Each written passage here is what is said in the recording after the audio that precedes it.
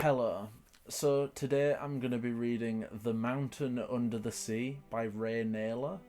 I don't really know much about this book, but I've decided that for the standalone books in my TBR, I'm going to put them all on a wheel and read whatever book the wheel says. And the wheel has spoken. It said The Mountain Under the Sea. So that's what I've been reading. If you want to suggest books to go on the wheel, then add them in the comments. So I've only read about 15% so far, so I'm not very far in, and not much has happened, but I feel like I wanted to speak about what has happened and what I think is going to happen at the start, and then I'll come back and we can see whether I was right and whether I was wrong. Basically, so far, what I think the book is about is these octopuses have become intelligent off an island somewhere in Southeast Asia. I don't remember where. I think the Philippines. And the people have gone to the island. They had to evacuate the island before this happened for some reason, and there's some AI stuff that's going on, but I'll talk about that later. Like the first chapter is from the perspective of someone called Lawrence, whose friend was killed by something under the water. It took off his breathing equipment and then he died, which, fun fact, octopuses do that in real life, not quite as probably intentionally as in the book. I don't know much because there's only been one chapter from the perspective of Lawrence, and we've not learnt much other than that happened. But one would assume that the octopus, or I assume it was an octopus, but if it wasn't, it did it intentionally. That's not the same in real life. In real life, they do it because they want to play, but they do that. That is a fun fact. Most of the other chapters have been from the POV of someone called Ha. I don't really know how to pronounce it. It's just H-A. Which, yeah, she's interesting enough. She has some very interesting opinions.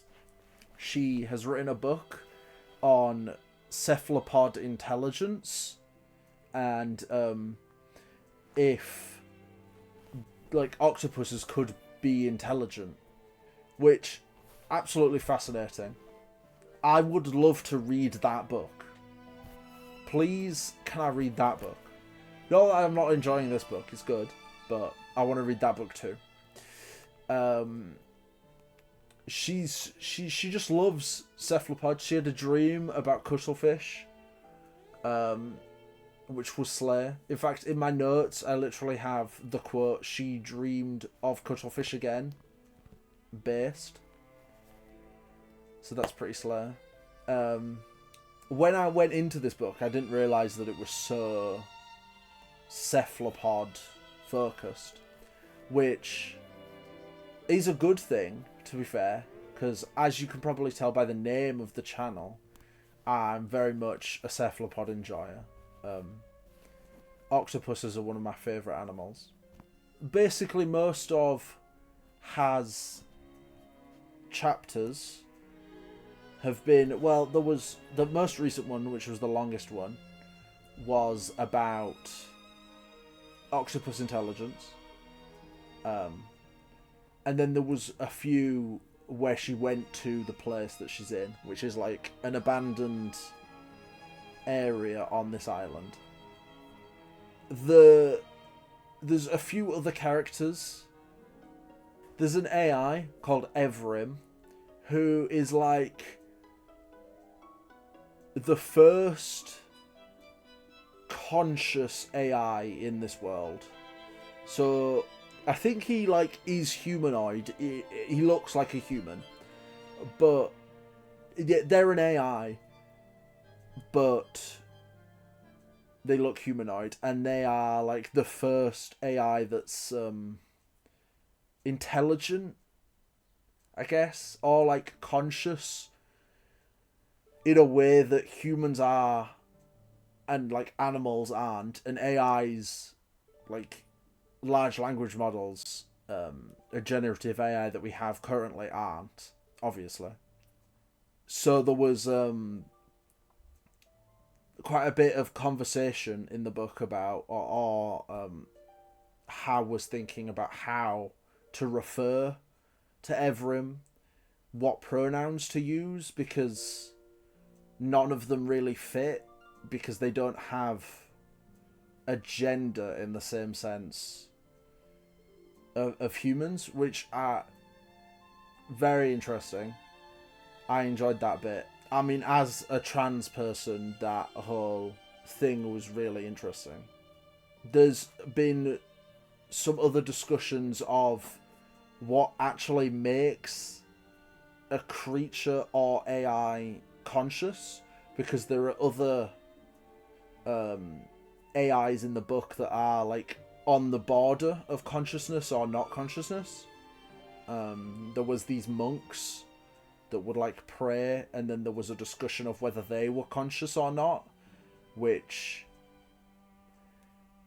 is interesting because it does bring up the question of where do you draw the line.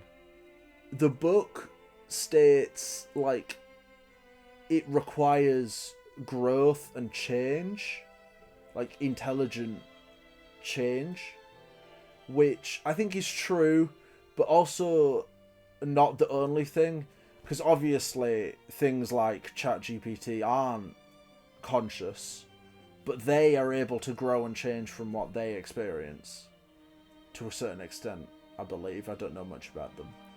So there's this other character who I don't remember the name of. I think he was only in one chapter. He is like a hacker. I think he's Turkish. And he basically is killed, or is he Russian? He's Russian. He lives in Turkey. But anyway, he has killed some people, some very like powerful people, like a Russian oligarch and someone else, with like hacking AIs to kill them. And he's now been hired by someone to do something, but I'm not sure what that something is. I don't know if I just didn't clock it or it wasn't fully explained yet or something like that. I'm not sure. So far, I'm enjoying the book. I'm very much enjoying the book. I think it's very much a book written for me, personally. I absolutely love cephalopods, and the philosophical conversations about AI intelligence and cephalopod intelligence and things like that and evolution are all really interesting to me. Not a whole lot has happened. There's not really been a thing to happen, but I think things are going to start to happen soon. Like I said, I'm only 15% of the way through. So, yeah, I think I'm very happy with the book so far. The only problem is there's been a lot of character POVs, and each chapter is a single character's POV. So I feel like if that continues, it could be quite confusing to have to go back to remember characters that appeared a while ago, or boring if those characters are bad.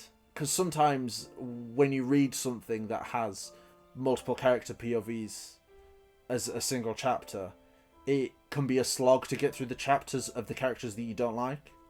A book that comes to mind for me for that is Children of Time. I didn't care about the people in that book. I only wanted to read about the spiders, and that made the book feel bad. I didn't enjoy it because of that. So I really hope that's not the case with this book. I don't think it will be, because it's not like one chapter on, one chapter off. It's just there's like a main character in Ha, and then there's other side characters too. So we will see, but I'm optimistic. Hopefully, fingers crossed, it will be good. I'm gonna go read some more now, and I will come back to you with my next little bit. We'll see. Hello, I'm back. I've read some more.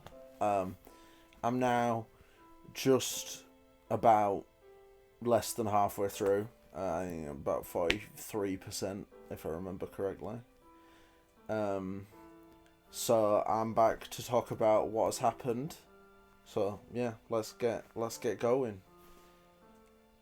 So not much has happened still, to be fair. It's not an action-filled book, or at least so far. I mean, there needs to be a lot of action in the second half of the book for it to be an action-filled book. So if you don't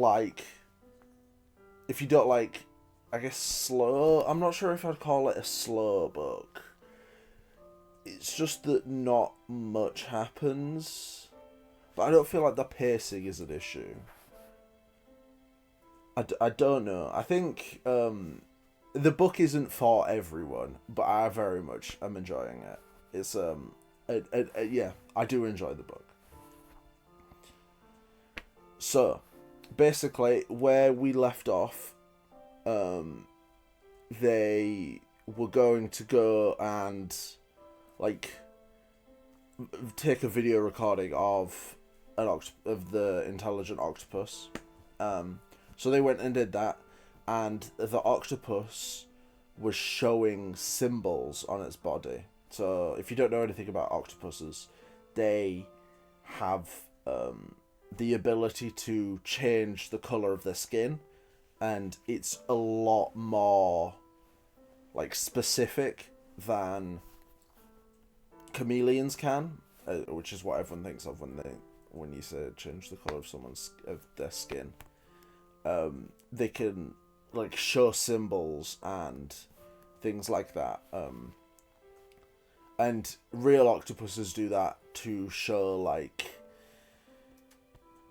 emotions, kind of. Not to show, but they do it when they feel certain emotions. And in the book, the octopus that they were recording had a symbol on its skin, basically, and then it also stole the drone that they were using to record the footage. So that's what happened straight after. And then there was in the first 15%, there was, I think, one chapter from someone called Aiko, something like that. I don't know how to pronounce his name either. I should probably find out how to pronounce their names. But it's Eiko. He was kidnapped and put on a fishing boat. There was one chapter earlier and I forgot to mention him, but he was a lot more prevalent in this part of the book. It was basically, all the chapters were basically either Ha or Aiko, whatever. And there was some that were other people. So there was a lot of, so there was more focus put on that storyline, which obviously I'll come back to as it goes along. So I think that was the second chapter that I read, and then the third chapter was another new POV, and that annoyed me at the time. I think that can be annoying about this book, it you have to like be ready to read a new POV for like every chapter, and that you're not always in that space, I guess, because you don't want to have to work out all this new information about new characters and things like that. So you're not always in the mood to read a new POV, and I just couldn't be bothered, so I stopped reading there for the day, I think, or maybe just for a little bit. Anyway, when I did eventually get to reading that new chapter, it was a good one, so maybe I should have read it, but either way. It was the story... Sorry, there's a cat below. He's wandering around. I tried to pick him up, but he didn't agree. So that chapter is the story of an octopus killing someone, basically. It's told from the perspective of a guy who was next to the person who the octopus killed. So he saw it happen. And obviously when he told people, they didn't believe him, because who would believe you that an octopus killed your friend instead of you killing your friend? So he was talking to someone, like a reporter, I think, or something, and he told the story. So basically, they were two rangers, is the word that they use. They would go to this beach and they would protect the sea turtles that would lay their eggs on the beach. Because the beach was quite small, they would have to move the sea turtle eggs from the beach into an incubator, because otherwise the other sea turtles could lay their eggs on already laid eggs, and that would destroy the eggs, and that would be an issue.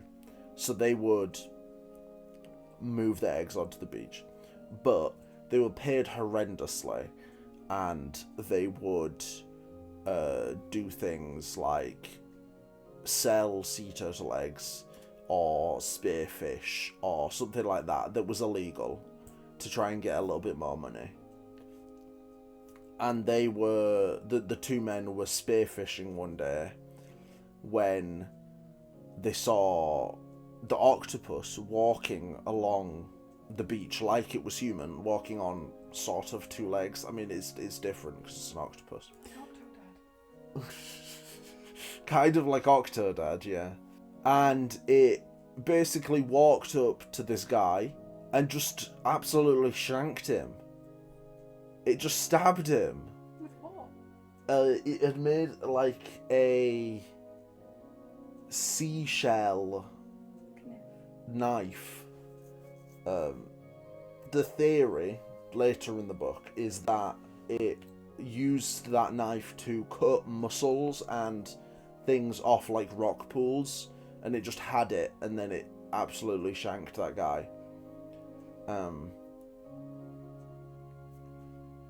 Which is wild, but it shows that the intelligence of the octopus, because they weren't, obviously, if you don't know, octopuses do use tools in real life, but also there's a difference between like using tools and making tools. They are like making tools. They're in their stone age or shell age. That's another thing from later in the book. So I haven't talked about the epigraphs. I think they are epigraphs that are at like the end of all of the chapters. There are quotes from Has book and from someone else's book, which is basically on intelligent, on how octopuses would be intelligent and things like that if they were, and someone else's book who talks about how to create like intelligent or conscious AI, and like the differences between that and human intelligence and things like that. So those are both quoted, and I have in my notes a quote from Ha's book, which was the epigraph at the end of the octopus killing chapter. The cat has moved. He's no longer in the background. So I've got a quote in my notes from the epigraph of that book, that chapter that I just talked about, which says, "Not other minds or selves which are everywhere, but other societies," which basically means that when we're looking for intelligent life, we're not looking for single minds, single individuals that are intelligent. You're looking for whole societies, and yeah, basically the mark of an actual intelligent species is a society, not intelligent individuals. Basically, is what it was trying to mean, I think. So the next chapter was another one where they I got confused. It's fine. So this next chapter is actually when they send the submersible drone thing to look at the octopus. The chapter I was talking about earlier, where I thought they did that, was actually where they looked at some old footage they had. So at the end of that chapter, the octopus didn't break the thing. It just it did it at the end of this chapter. Anyway, so this chapter they go and look at the octopus, and it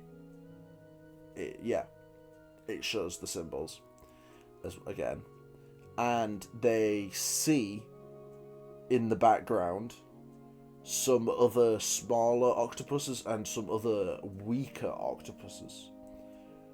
So the theory that has is that it's a family, and the big main octopus is caring for the old and the weak, which is a big step, because some anthropologists claim that society can only begin when it begins caring for the ill and the disabled, which is clearly something that they are then doing, which is again something different to other species.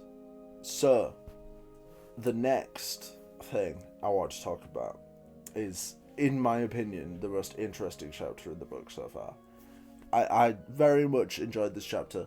If you were on the fence about reading this book, from my description of it so far, definitely read it just for this chapter. It is so fascinating. I really enjoy this chapter, as you can probably tell. If anyone's interested, it's chapter 17. You can just read chapter 17 if you want. I don't know how you would get just the chapter, but you don't need to know the rest of the book. It's a self-contained thing. You don't need to know anything.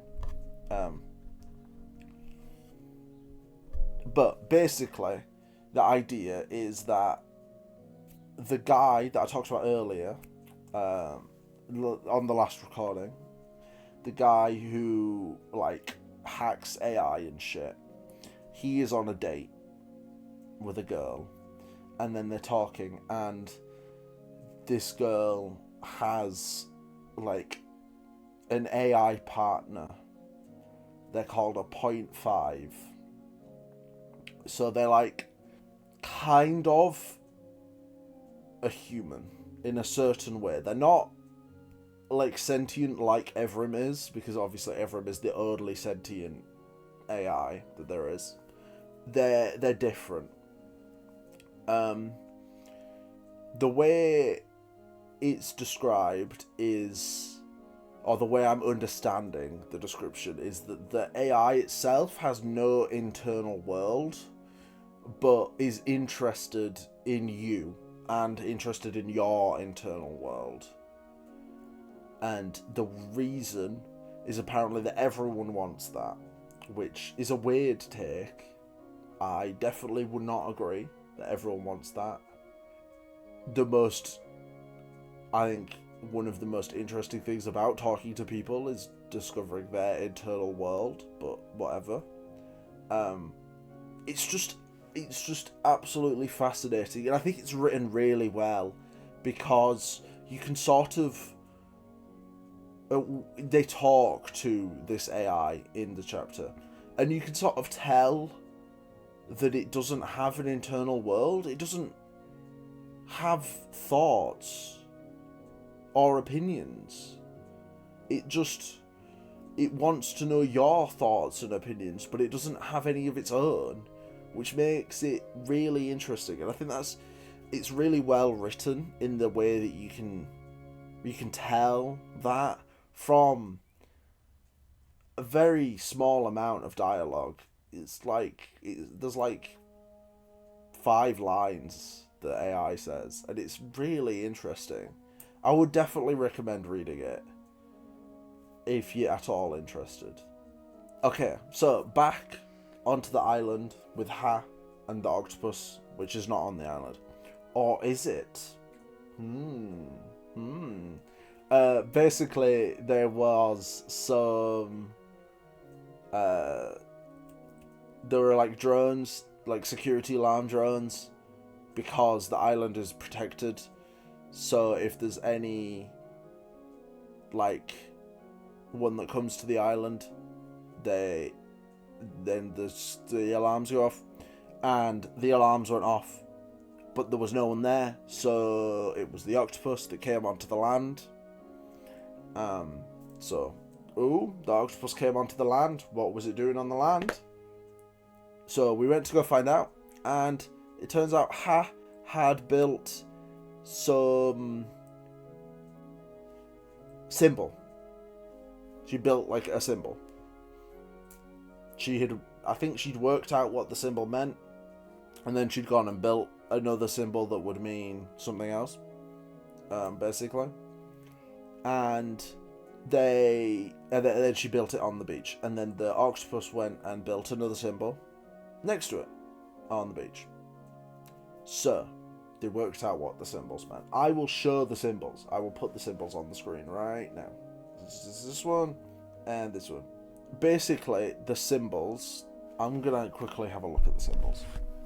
One of the symbols, the one that Octopus showed, means like, get out of my house, go away, you little bitch. Without the you little bitch bit. And the symbol that Ha put was trying to mean like welcome. So she did the opposite, basically. So it's like you'll see the symbol. It's like a curved thing and an arrow, and then there's another one just curved and an arrow. Like a semicircle and an arrow. They'll be on the screen. The stuff that Ha's symbol was made out was like like rocks and seaweed and driftwood and things like that. So normal stuff. And the stuff that Octopus made the symbol out of was like rocks, seaweed, driftwood, and a human skull. They put a human skull in there and some other stuff like a spear gun and breathing tanks and stuff like that. And it was like a warning to say, go away, this is what I can do, go away or I will kill you. And I think that's fair and based of the octopus, you know? They've been... basically in this world, there is no fish in the ocean, basically. There's like this one area that's protected where the octopus is. Everywhere else is like barren, completely barren. They've completely fished the ocean to fucking extinction, basically. Except small areas. So it's pretty based of the octopus to like kill people. So yeah, I'm the octopus. I'm the octopus defender. Anyway, the last chapter in the little in the part, I decided to stop on the end of part 3, or was it the end of part 2, start of part 3. The last chapter before the end of the part was from Aiko's perspective. We're back on the Sea Wolf. I don't know if I said, but that's the name of the boat. And they are having a revolution. Yippee! Aiko's gonna be free. Kind of. We'll see. So, yeah, basically, there's guards, and there's lots of, like, slaves on the ship, and the slaves go and kill the guards. And then they talk to the AI of the ship and say, hello, if you take us back to land, then we won't destroy your ship. If you don't take us back to land, we will destroy your ship and drown with you. We will die with you and your ship, and then you will have no money because your ship will be dead. And they're a fucking capitalist capitalist corporation, that's the word. So they want money. So they take them back and they head towards land. Head towards the land of America. You see, though, the real question is, if this is the end of the Aiko storyline, why is it in the book? And why does it end not even halfway into the book? So clearly there's more happening with him. There's got to be more happening. But what that is a good question. Aiko has a friend called Sun, who actually worked for Lawrence, who I mentioned right at the start was the first chapter. So he was on the island that Ha is now on. So maybe there'll be some conversation there. Maybe there'll be something there. Aiko has a memory palace. Like Sherlock, yeah. Except it's an actual memory palace, not like a fake one like in BBC Sherlock.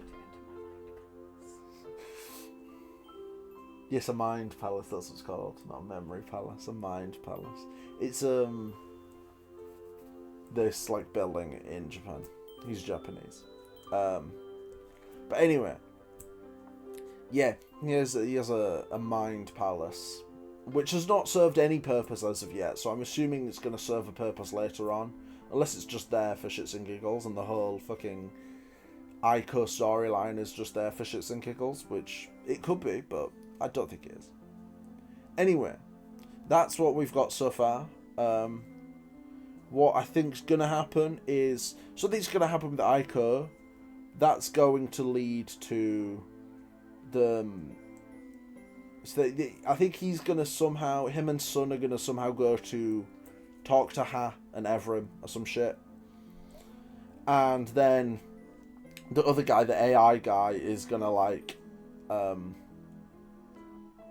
build an AI to communicate with the octopus, I think.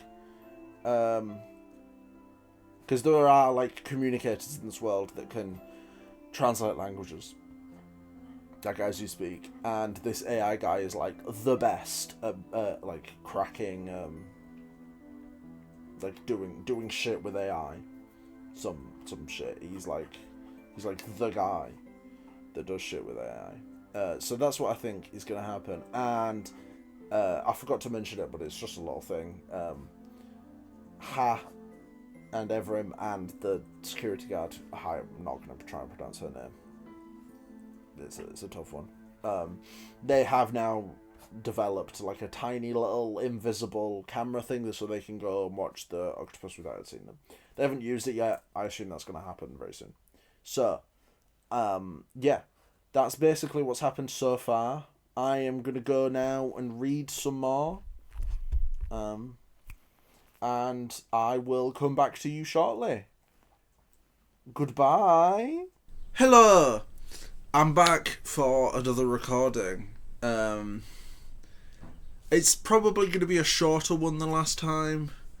Because, again, not much has happened. I feel like I say that and it's like bad. It's not bad. I want that to be clear. I am very much enjoying the book, and I don't have an issue with the fact that not much happens. But it is a true fact that not much happens. So, we're going to have a little bit of a shorter recording, probably because I read a little bit less. But anyway, let's get on with it. So, it started with a chapter about the hacker guy, who I have now remembered the name of. I wrote it in my notes. His name's Rustem, I think is how you pronounce it. It's Rustem. He's the hacker guy, and he was talking to someone whose brain was basically used to help build Evrim and the .5s, but mostly Evrim. Well, not mostly the .5s, but it seemed from context like he was more interested in Evrim. So it seems like maybe his job is to kill Evrim, which is yeah. I don't know how I feel. I don't want him to kill Evrim. I like Evrim. Evrim's cool. But I also kind of like Rustem. I think he's interesting. Also in that chapter we found out that his kind of girlfriend is dead. The one who I talked about last time that had the .5. She's dead. The people that he works for killed her. So now he has been moved to a different area to work on the project, which might be killing Evrim, or might not be, I'm not sure. So that was the first chapter. And then we went back to the Seawolf to see what had happened after the revolt, the revolution thing. And it didn't go very well. So basically, they killed all the guards, and then they threatened the ship, the Seawolf. So the Seawolf then turned towards land, but then while they were all asleep, it just basically closed these doors, these like solid metal doors, to various places on the ship that were critical for the ship's function. So basically the prisoners couldn't get to those areas, and therefore they couldn't destroy the ship when it stopped heading towards land. So it turned away and started heading south again. And yeah, that was pretty much it for that chapter, I think. Was it? No, I don't think it was it for that chapter. I think there was some more. I think I might be wrong. It was either in that chapter or a slightly later chapter, but they basically tried to refuse to fish, and the ship then just absolutely murdered 2 people. So it fucking shot them dead. So basically then they got back to fishing, and the ship is headed south, which I think it's headed towards the island that Hat and Evrim are on. Condau, I think the island is called, or the archipelago is called. The reason I think that is because Sun, who is friends with Aiko, who was on the ship, they're both on the ship, they were talking about the island and how there's loads of fish there and how it's a really good spot for fishing. and I think that was like Sun's plan, was to try and get the ship to go that way, because then the drones that are on the island will destroy the ship, and then maybe they'll die, or maybe they'll be able to live and escape. I'm not sure, but that seems to be the plan at the moment. And then we went back to Hat and Evrim for their chapter where they used the little drone thing. I think I mentioned it in the last recording. A tiny little drone that was like see-through and completely undetectable. So they used that to go and look at the octopuses without them noticing that they were doing that. The octopus was like doing a song or a poem type thing, and there was this new symbol. I'll put the symbol on the screen now, but it seems to mean like home or something similar to that. And that was pretty much it for that chapter, but it was pretty cool. I'll give them that. The octopuses be singing. So yeah. And then we went back to another Rustem chapter where he was in like a police station, and he spoke with one of the police officers, and he's told a story of dogs being banished to an island off the Sea of Marmara, I think. I don't know how to pronounce it. But basically, the story was that these dogs were banished to an island in like 1907-ish area, if I remember correctly. The early 1900s, anyway. They were banished to this island because the Ottoman Empire, I think, was embarrassed about its long history of caring for animals and wanted to sort of be more culturally European, and so it sent these dogs to this island, and they basically starved there. People would sometimes throw food, but it was not enough, and the dogs all starved. And I want to find out if that's real. So I'm going to Google it, and I will let you know in editing whether that story is a real thing or not, and then we'll find out.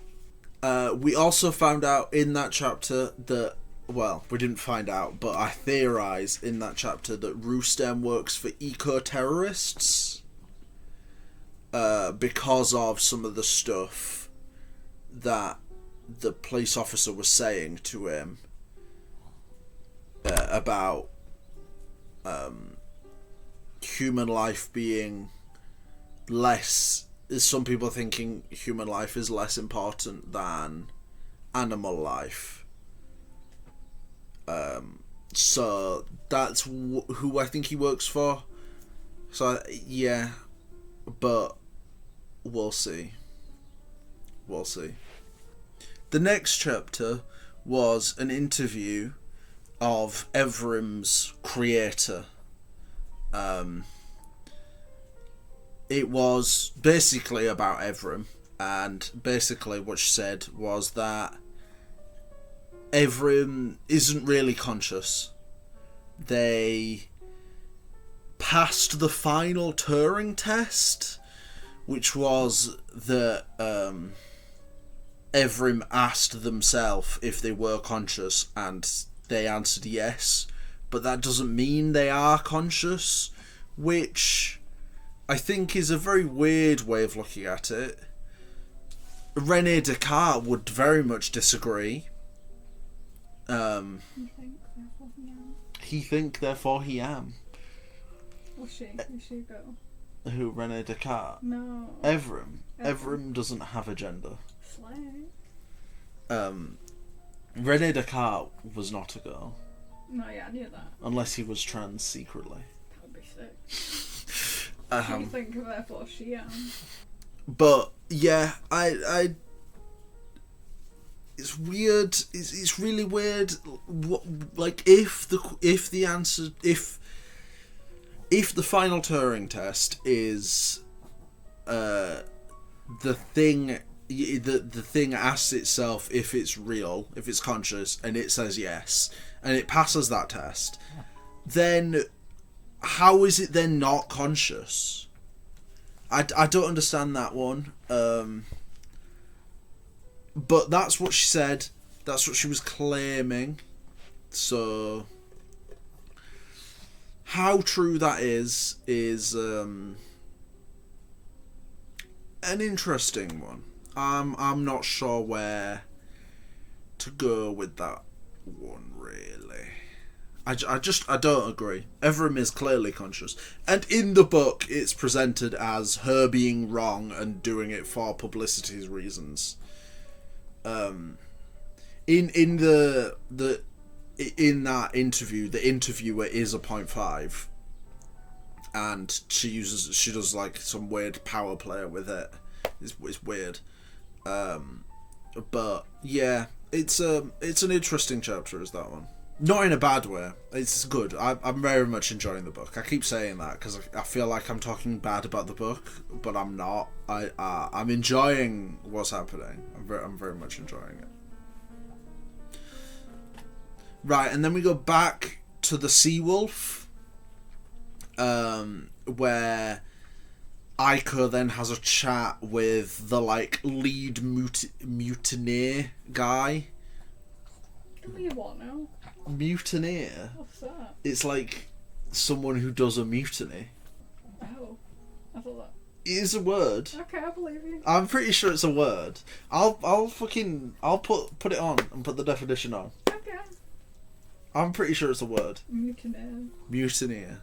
So yes, Aiko goes and talks to his buddy, and they have a chat about the guy, basically the lead mutineer, wanting to kill himself because of what he did.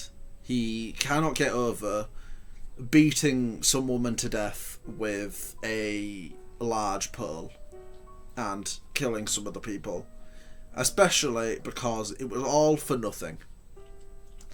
So they have a chat, and Aiko's like, yeah, it takes time, but you'll get over it. And he's like, I'm not sure about that. And then eventually he's like, okay, fine.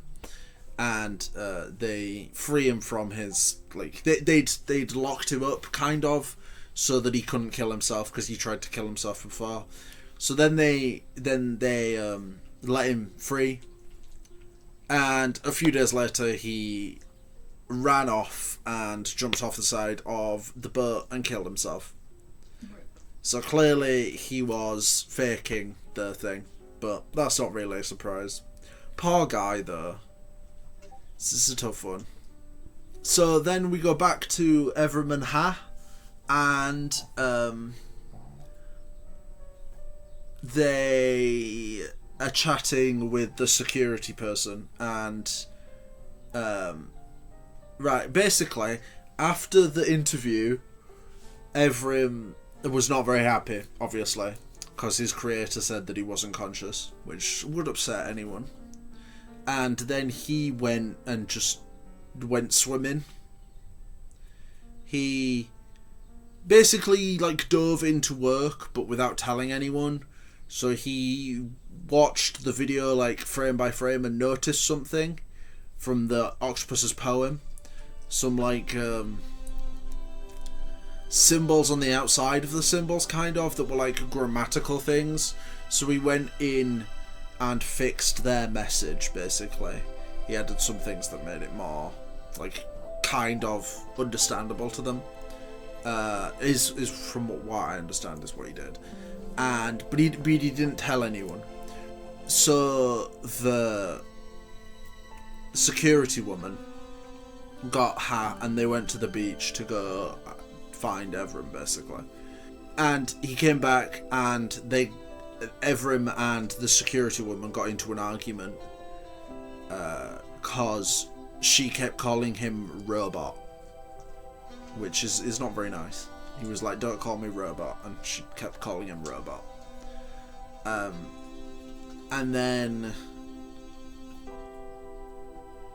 Ha and the security woman then had a chat, and we discovered that Evrim is trapped on the island and is not allowed to leave. If he tries to leave, she will destroy him, basically. She will kill him.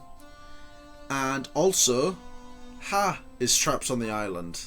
She can't leave. It's unsure. I'm unsure if that's she's trapped forever or until she finishes the work. But she's not allowed to leave. And they will not hesitate to kill her if she tries to leave.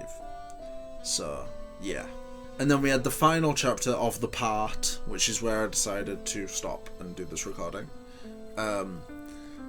Was where Ha spoke to her boyfriend Kamran, and we found out that he is a 0.5. This might take away from the fact that I said earlier that you could tell a 0.5 was a 0.5, and the fact that I hadn't said that I thought Kamran was a 0.5, but I should have noticed.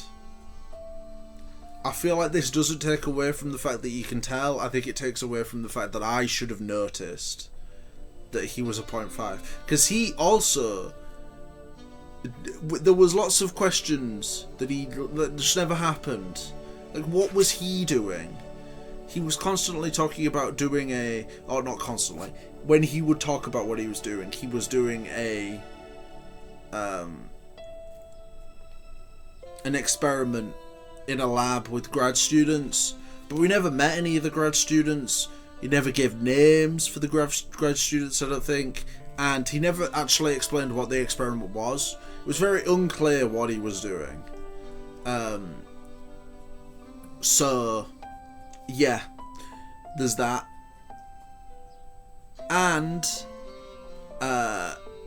also, given the fact that we learnt that Ha would not be allowed to leave and they would kill her if she left, they wouldn't let her be on the island with access to people that aren't on the island.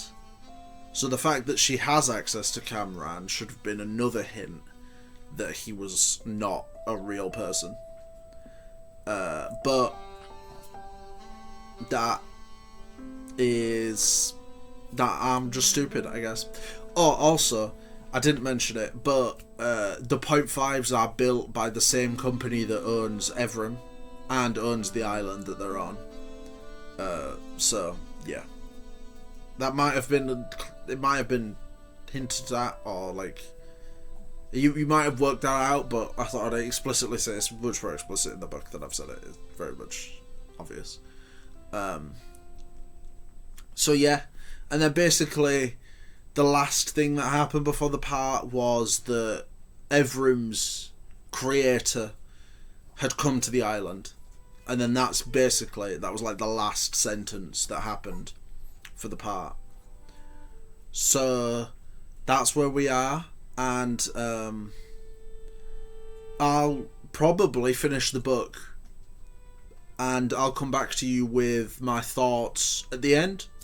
I'm yet to decide if I'm going to do a recording of what happens at the end and then do a separate recording of what I feel like about the whole book. I think I might do that. Might do 2 recordings after I've finished, but we'll see. I mean, you'll find out soon. I'll find out in a few days. Okay, so I'm back. It's been a few days for me because I've had some technical issues. So it's been a few days since I finished the book, so I might not remember everything perfectly. But hopefully, fingers crossed, I will. So let's just get into it. So it started with Rustem chatting with the police. Or was it Rustem? Spoiler, a little bit. It wasn't Rustem. It was a different person, but it was a different hacker, basically. A different hacker was chatting with the police, and we found out that they were definitely trying to hack into Evrim's brain, because they were talking about how it was like a human brain. And then they said that this other hacker, who we don't know the name of, it's just never said, said that he couldn't do it, and there was possibly only one person that could do it, and that was a Russian hacker who is like so much better than everyone else. So he was the only one in the world that could possibly do it, but this guy couldn't do it. And then they got absolutely murked. They got killed by the people they were working for, him and the police officer. And then that was how the chapter ended. I was sad at the time because I thought it was Rustem. But I should have realised that it wasn't Rustem, because they never said Rustem's name and they always say it. Or it's always in the, like, narration. There's a dog making weird noises on the floor. I apologise.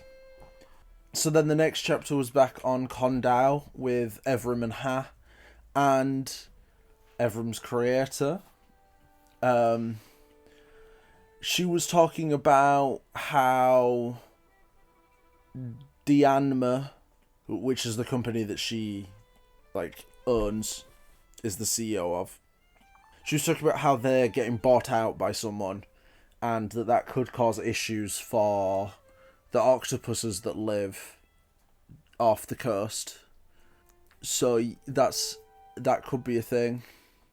And then Ha went snorkeling or scuba diving, and an octopus took off Ha's mask and put like a thing in her eye mask thing, but we don't know what it is at that point. I do now, but you don't. So, and then we went back to Rustem, who I then learnt that was alive, and I was happy about that because I like Rustem. He has now decided that he doesn't want to use Evrim as a weapon, because that's what they're going to do. The people that he's working for.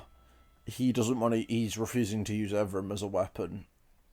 So then he basically kills his employer.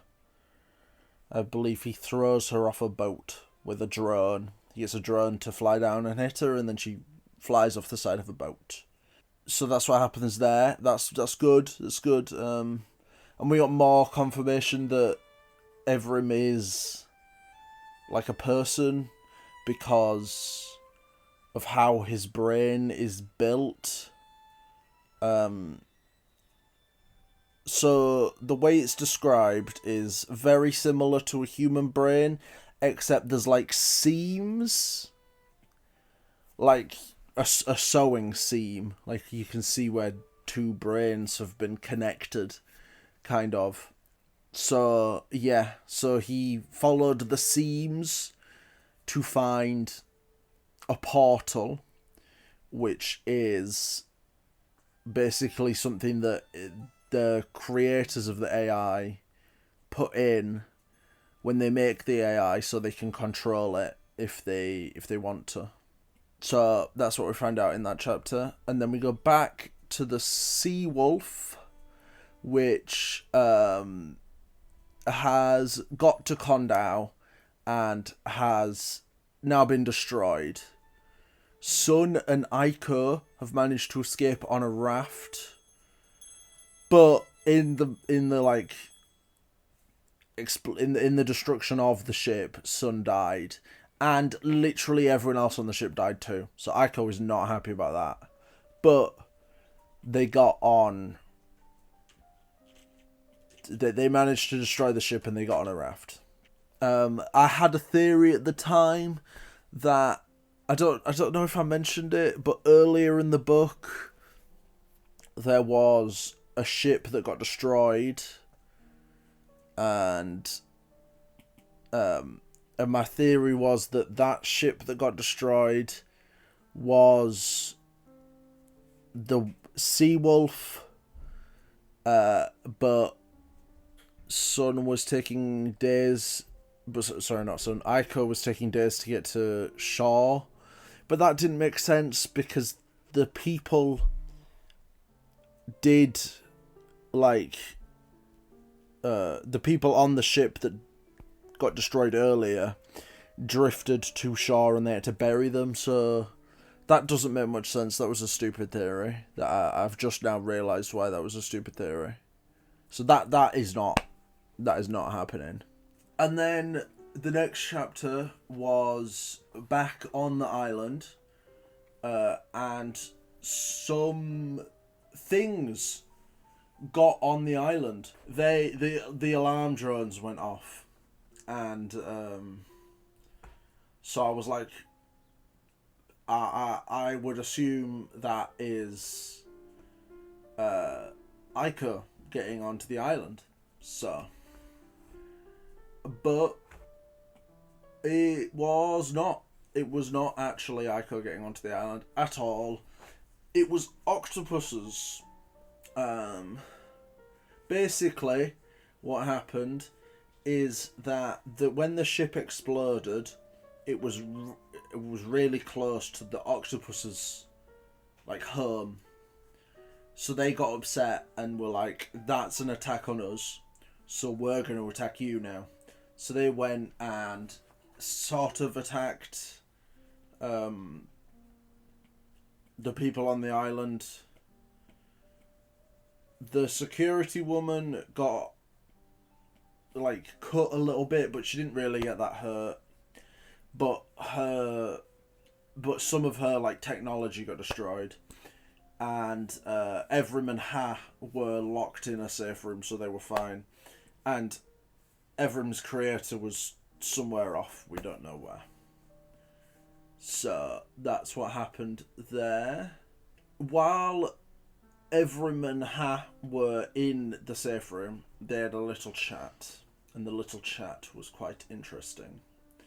So we learned that just before Ha arrived at the island, Evrim had like a vision of sorts where Rustem had hacked into his brain and spoke to him.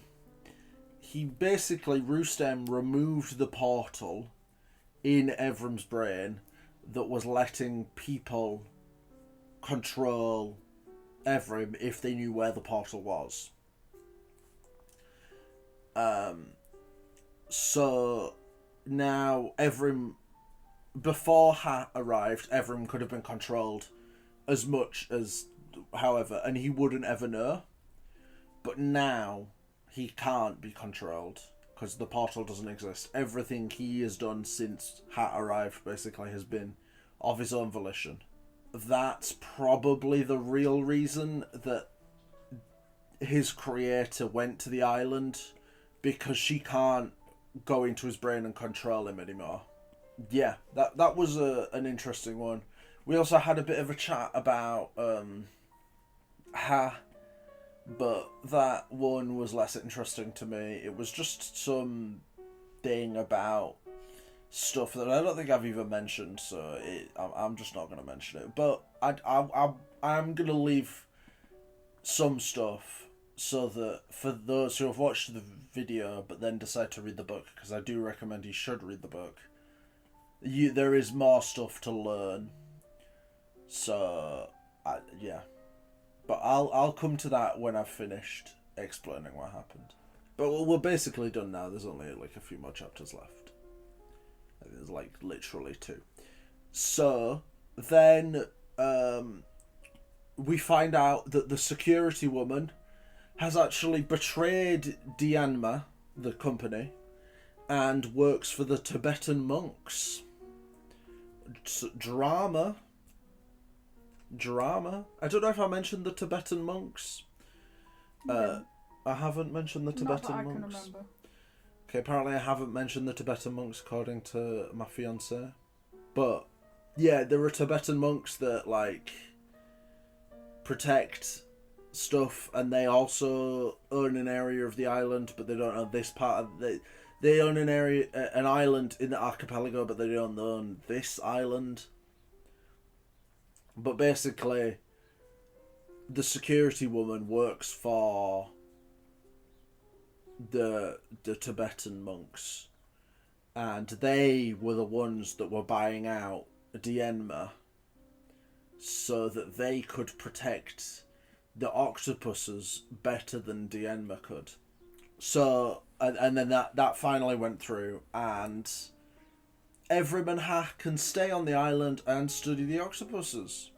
So they now have the choice to leave, or they can stay, and they both choose to stay, but they can leave if they want, which is different than it was before. So yeah, then they go find the Evrim's creator, because she still hasn't showed up, and she's dead. She was murked by the octopuses. A couple of them came up and just shanked her to death. So she's dead. So yeah, that happened. I'm not that bothered. I didn't like her, but anyway, she's dead now. And we also found out that Evrim has her brain is like most of his brain, which means that he is now able to create another one of himself, which means he can reproduce, and therefore he's a species. So that's a fun thing for Evrim, and I think it was implied that he's gonna do that at some point, but not quite yet. He's not ready yet. And then they all agreed to protect the octopuses and really work on that. So that was the end of the book, but we had an epilogue, and the epilogue was basically Aiko got onto the island in his little life ship boat thing. And some of a Tibetan monk came and found him and helped him. And Sun was alive, so that's fun. He didn't die after all. Well, I mean, he's severely injured. He might still die. We don't know. I don't think there's a second book. Well, there isn't a second book because this is part of the standalone book series. But we never know. Maybe Sun's alive, maybe he's not. But they're going to get help. So Aiko will be fine. And hopefully Sun will live. And then that is basically where the book ended. So I'm now going to have a little talk about the book as a whole and my thoughts. Okay, so general thoughts on the book. I definitely recommend people to read it. Even if you've not heard of the book before and you watched the whole video, I will put a thing, or well, I will have put a thing at the start of the video that says you should read this book. It's a good book. But if you ignored that message, and now you're like, actually that does sound pretty good, it's definitely a very good book. You should read it. Although, I don't recommend this book to everyone. It's not an action-filled book, as you can tell from what's happened. There's a lot of... It's more philosophical. But if you're really interested in consciousness or evolution, things like that, I would recommend reading this book. Kind of reminds me of Children of Time by Adrian Tchaikovsky, which is not a book that I enjoyed, to be honest. I've heard lots of people love that book. I just can't. I don't know. I didn't care about the people in that book. But anyway, I might make a video about that book at some point. But that's not what this video is about. The book, it's not for everyone, but I think it's worth a read if you think you'll be interested. I think it's a very good book. I enjoyed Ray Naylor's style of writing. I think it was good. Nothing really stood out to me. He had a lot of dialogue paragraphs that a lot of other writers don't do. where there was just like a whole page of one person speaking. But I didn't find that to be boring or an issue. It was just something that I noticed that a lot of other writers don't have. But I think that's probably also due to the type of book it is. There's going to be a lot of people talking a lot about what's happening because it's more philosophical than people saying short sentences, if that makes sense. I think this book will be good for me in my journey to improve as a writer, because one of the books that I want to write is sort of a speculative evolution thing. Yeah, so the book I'm trying, one of the books that I've got as a plan is like a speculative evolution thing, where you basically just learn how a species on a different planet became like a society, basically. But so I think that this book is going to be really helpful for that, which is good. And yeah, I mean, that's pretty much it. I don't think I'm going to give my books a rating, like a number rating, or a number of stars rating, or whatever. I don't know. I think they can be a little reductive and encourage people to just ignore the things I've said and just take the rating into account when thinking about my opinions. So I think I'm just going to not do a rating on my books, but I may change my mind. We'll see. So, I hope you enjoyed the video. Thank you very much for sticking around this entire time. Long video. The next video, I believe, will be reading Red Rising, which I have started already, and yeah, hopefully that is good. It seems pretty good so far, but I'm only like 10% now. But anyway, we'll start talking about Red Rising in the next video. So I hope to see you there. If you enjoyed this video, please like and subscribe, and I'll see you in the next one. Goodbye.